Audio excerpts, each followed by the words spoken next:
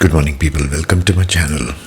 Now that we have finished basically all the rising signs and Artha lords, I'll do some case studies for you from D1 and D10 from sample charts of Gen Z just to get a grounding on the knowledge and what we are speaking of. But first off, if you're not yet subscribed, please consider subscribing to the channel. If you find content useful, this is a self-study channel kind of an approach, so that you have this content on the go wherever you want and however you are interested in astrology is. So the rules of this case study being, D1 we will take the Artha lords, second house, 6th and 10th house. We shall also consider D10, the Artha lords, 2nd, 6th and 10th house, and we shall most importantly consider the Artha lords in D1, which is going into D10 placement and career possibilities there. Just a side note there, just remember always that career is just something you do in the world, your presence in the external world. Capricorn, the 10th house, traditionally speaking, it's to do with your talents, abilities and what you can do, especially in this day and age of AI and taking people's jobs and all that stuff. This is the reason for me making these things, so that you have an idea what else you can do in your career. I have been asked this question by people who come to me for readings also. Arun, what else can we do? Now that we have lost our jobs, what can we do? What other things can I possibly do? So this will discuss more along the lines of possibility rather than a deterministic approach of astrology saying you will do such and such. When the situation externally is changing, we got to re-examine how we view astrology itself, isn't it? Old rules do not apply in the modern world. So we shall take modern careers and professional possibilities. We'll deal in possibilities. Again, we are taking Gen Z random charts from 1998 year onwards as the case studies. Let us do a career analysis now for Anjali, but we'll begin now with Panchanga, which determines the basic personality signature, because your personality should match the choice of the career you go in for. Otherwise, it's going to be a miserable ride. Okay, that's the point of view we are taking now. So let us do the Panchanga analysis. If you don't know what the Panchanga elements are, it's covered detailed in the playlist with some case studies also, including case studies for celebrities. It's in the Panchanga playlist. You can go through that. I will include these videos also in that playlist just for ease of understanding. So Panchanga elements, Vara, first of all the day of the week which she is born in is Tuesday, Mangalvar, which has to do with Mars. So the strength is she is bold, dynamic and courageous, being born on a Tuesday. Anjali is action driven and decisive. Mars rulership grants this kind of a physical and mental fearless approach to challenges in life. As a general personality, she leads with confidence and shows stamina in all areas of her life. Weaknesses can be prone to impulsiveness, aggression or intolerance. Think Mars, okay? All qualities of Mars are by default. Core traits are assertive, energetic, direct, focused and goal-oriented. So first of all, she needs some career which aligns with the core traits. In each case, her Tithi is Krishna Shashti, that means the 6th day. Think something like the 6th house of a chart. The strengths of this Tithi is she is honest, grounded and fiercely protective. Shashti born individuals are connected to nature, justice, straightforward work. Anjali tends to be hardworking and truthful, even blunt. That's why they can get into fights a lot, or conflicts, or defending, or fixing, or restoring. Those are the energetic signatures of career path she needs to choose. And we shall summarize all of this towards the end, don't worry. Core traits are determined, ethical, eco-conscious, ecologically conscious, practical with a karmic urge to correct imbalances. That's Shashti Tithi in general. So these qualities also will apply to her career path. Her Karana is Gara, which stands for strength is cooperative, disciplined and steady. Anjali works well in teams, value structures and is dependable in any part of organization. She thrives when her responsibilities align with broader goals. Weakness may become too focused on duty and ignore emotional or creative needs. So this is a very action-oriented individual. Core traits are practical, work-oriented, socially dependable and structured with a sense of duty towards larger causes. You can, in your mind, try to make a thread through all of this, okay? String a thread through all of these beads. Her yoga is Vyatipata. It's not a very good one. Deep mystical nature, unafraid of extremes. Vyatipata is extremity. Calamities, it means Vyatipat in Sanskrit. Anjali is karmically intense and experiences reversals that are meant to redirect her path towards higher purpose. She has a strong magnetic aura and can be exceptionally transformative and focused. Weaknesses tends to invite experience or sudden disruptions or calamities, especially after the age of 35 to 37. Core traits: she can be intense, destined for transformation. There's a signature of a spiritual warrior, okay? Spiritually aware and driven to evolve through trials. The last part of Panchanga, ascendant nakshatra, is Mrigashira and Taurus. So, Mrigashira gives the strength of being inquisitive, graceful and mentally agile. Anjali is a seeker at heart. Mrigashira is constantly exploring. We have covered this in nakshatras. You can go through that. What is Mrigashira Nakshatra? Just search in my channel. You will get dozens of videos. You can look through that. She has innate love for travel, beauty and knowledge. Her presence is gentle yet restless. It's a deer, symbol of a deer. Core traits: they can be curious, adaptive, expressive and peace-seeking and artistic. Sort of contradicts with whatever we covered in the first four tithis, first four elements of Panchanga, isn't it? So the career insights, therefore, Nakshatra and Panchanga combination leads a forceful seeker, someone who balances curiosity with courage, depth with expression and service with transformation. That is the signature she should be looking for in her career. Doesn't matter what the planets say. She needs to align her personality with the Panchanga. This is very neglected in mainstream astrology. The element of Panchanga as to determine the career path. So for going forth, I shall do all career case studies with this approach. It's more aligned as per my readings. Whoever has come to me for reading has found more value in this. They keep telling me, nobody has told me such things before. And it is very true. Of course it is. This is just play of sun and moon, Panchanga. Defense, best career fields: defense and environmental law. Mars plus Shashti energy suits legal defense, land justice, environmental or ethical reform. We shall summarize and filter these molas towards the end. Physical and healing therapies: yoga therapy, physiotherapy, energy healing or Ayurveda, because you are considering 6th house and Mars, so it becomes a healing energy. Shashti plus Mangalvara. Entrepreneurship or ethical business, especially ventures in eco-design, natural products or artisan work, blending Mrigashira creativity with Gara's practicality. See how we are blending the entire Panchanga elements. Media and education: Mercury ruled Mrigashira. Teaching, writing, journalism or instructional design also suit her to a lesser degree, but yes, that is there. Research and psychological exploration: Vyatipat's yoga, the last one. The yoga, the combination of all the above. Yoga is the final manifestation. That intensity of Vyatipat favors careers in psychological counseling, trauma therapy and spiritual coaching also. See how it can get very spiritual very quickly. Now let's see the D1 elements. Now we come to the D1 chart of Anjali. Okay, the chart is there, the analysis is listed over there. Okay, let's go step by step and keep in backdrop her Panchanga personality that was just discussed. Always keep that as a backdrop, because we are trying here through case studies to match her base personality into the career path. Because careers are a constantly changing thing, if you have noticed, isn't it?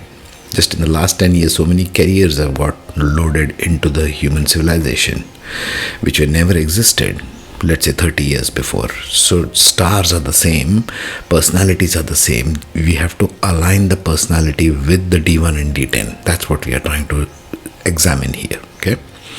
So she's a Taurus ascendant. So the air signs become her Artha lords. Second house is Gemini, ruled by Mercury, 6th house is Libra, ruled by Venus, and 10th house is Aquarius, ruled by Saturn and Rahu. Those become the lords now, isn't it? So let's apply the principles and see what she does with it. Second lord Mercury, values she brings into her career, whatever she decides to pursue. Mercury is the second lord in 11th house, conjunct Sun, in the sign of Pisces. So let's put all these things together. Ties her values and financial orientation to networks, social media, large groups, multinational companies, long-term ambitions. She values meaningful associations that bring both material and gains. Material gains, but it's in the sign of Pisces. She wants to give away a lot of things. She values meaningful associations with a larger collective. Conjunct Sun, therefore her mind is also there. This is why Sun is never really far away from Mercury, isn't it? Just one house or two houses away at best. Because your mind and your soul are kind of aligned in order to accomplish something in this earth. She wants leadership through communication, clarity of thought, and strategic expression. Strategic expression in this context being for the collective. Expressive towards the collective in a way that is very giving. Selfless giving, Pisces. Pisces influence adds imagination, empathy, and spiritual perspective to her financial values. Why financial values? 11th house. And why financial values? Remember, we saw the Taurus rising. 10th house is Aquarius. So Taurus is very intent on accumulating wealth. They determine their self-worth. 10th house will determine your self-worth in the public image through how much money they have gained. But she is giving away money. As you can see, the second lord is sitting in the 11th house. Ketu's aspect from 7th house, Ketu is sitting in Scorpio in the 7th house, introduces detachment from conventional partnerships, that is aspecting the Sun and Mercury. So it gives a very spiritual, detached connotation. First of all, it is sitting in Pisces, Sun and Mercury, aspected by Ketu from Scorpio. So is an element of transformation and a deep dissociation. She values independence and may be attracted to unconventional alliances or reformist networks. See there? Tie the Shashti energy from Panchanga here. Overall, she brings into her career a value system rooted in communication, vision, and ethical leadership, while remaining open to unconventional or global sources of wealth and partnerships. She might get into unconventional networks. Sixth lord now, Venus, daily work, colleagues, conflict resolution. So Libra, therefore she uses diplomacy in her daily works. Venus as sixth lord in Libra, sitting in 12th house now. So it might be pertaining to foreign lands, working behind the scenes, isolation, service and healing in foreign environments and foreign lands. She may go abroad from wherever she is living. Conjunct Mars, she brings courage, drive and initiative to her work routines. She can face competition, obstacles with direct action because Mars gives her strength. Both are in Aries, so becomes an initiator of something in foreign lands. Venus adds diplomatic creativity and refinement to her work style. Mars sharpens her ability to take quick decisions in moments of conflict. But since these two are in 12th house, it will be more of behind the scenes work, not so much direct. 6th house is direct work, 12th house is behind the scenes work. The 12th house emphasizes hidden or institutional work. She may be drawn to roles in research, hospitals, multinational companies. Both are there. See, Sun, Mercury in 11th, Mars, Venus in 12th. So multinational companies is very dominantly indicated. Risk management or spiritual service even. Maybe later on in life because Ketu is looking at Sun and Mercury. Overall, in her workplace, Anjali is both collaborative and assertive, balancing diplomacy with bold action. She thrives in environments requiring service, crisis handling, or global connections. Tie this with Panchanga. Keep the Panchanga in background. 10th lords, Rahu and Saturn, career satisfaction in public image. Like I said, Taurus is intent on public image as accumulated wealth or as unconventional careers. Saturn in first house, conjunct Rahu. So the lords of 10th Both are situated in the first house. Her career and recognition are integral to her identity. She is a self-made person. Because Rahu is there, she wants to do it very quickly, but Saturn kind of suppresses it. So it gives a slow and steady progress with discipline and persistence. Rahu in first adds intense ambition, originality, and desire to carve a unique identity because it's in the ascendant. Moon's aspect, because Moon conjunct Ketu is sitting in the 7th house in Scorpio, 7th house adds her public image with emotional depth. She tends to evaluate her public image through emotional lens. Intuition and sensitivity in relations. Moon is conjunct Ketu, so deep intuition because it is sitting in Scorpio even. She may be perceived as both a determined leader and a perceptive guide who understands others deeply. Career satisfaction for Anjali comes from building strong, stable professional identity. With a global and transformative dimension, her public image reflects resilience, authority, and an ability to balance material responsibility with emotional awareness. Let's see the D10 now for this beautiful girl. Let us see Anjali's D10 chart now. Now keep in mind D1 as well as Panchanga. You have to build these things as you go along. The chart is in front of you, D10, and the analysis. Let's go one by one. She's a Virgo ascendant in D10 or the Shamsha. That means she's very practical. Again, air signs appear in her Artha houses. But we are taking D1 Artha lords in D10 as the basis. So second lord Mercury, which is not in D10 by the way, it's in D1, okay? Values she brings into her career execution. Mercury in 7th. It's gone conjunct Ketu in 7th in Pisces.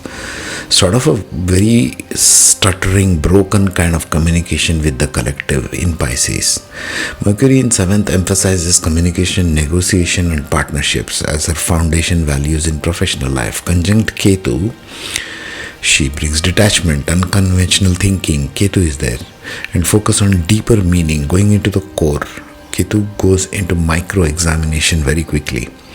Saturn's aspect from 10th. 10th from Saturn is this combination. That's the aspect. So therefore there is a karmic relation here. Brings discipline, seriousness, structure and grounding. So Saturn from 10th house in career, she will use this as her karmic resolution in career, you might say.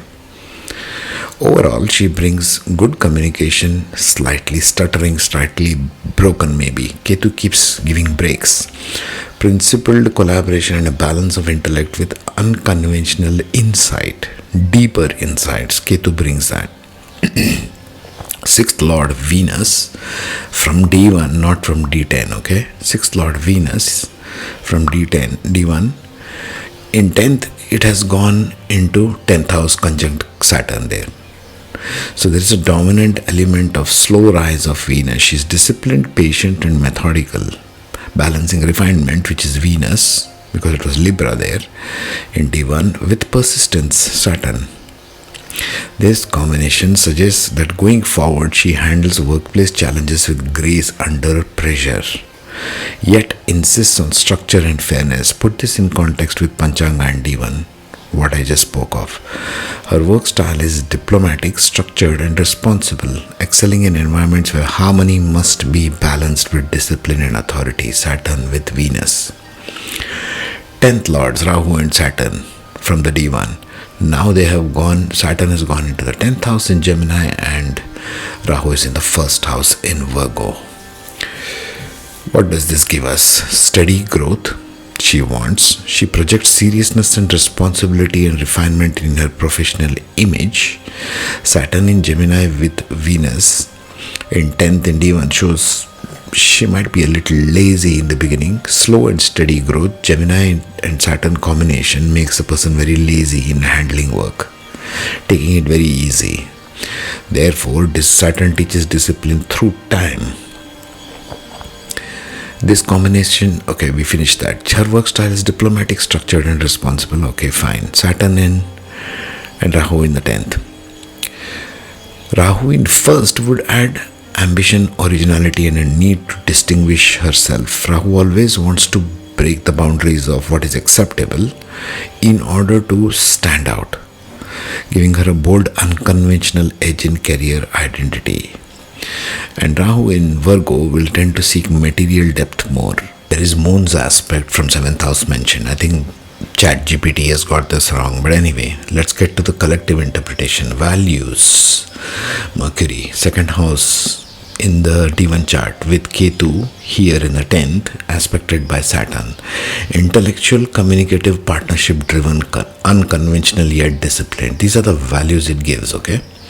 Work style, Venus plus Saturn in the 10th. Harmonious yet structured. This combines diplomacy with persistence. This will be going forward in life. D10 we are handling here as what comes to a person going forward. Career satisfaction, the 10th house, Saturn plus Rahu in the 10th and 1st. Okay, this combination. Actually, Saturn with Venus is 10th from Rahu, isn't it? Achieved through steady, authoritative roles that allow bold innovation and public image. Now let us do the most important one, the conclusions, because we'll combine D1 and Panchanga now.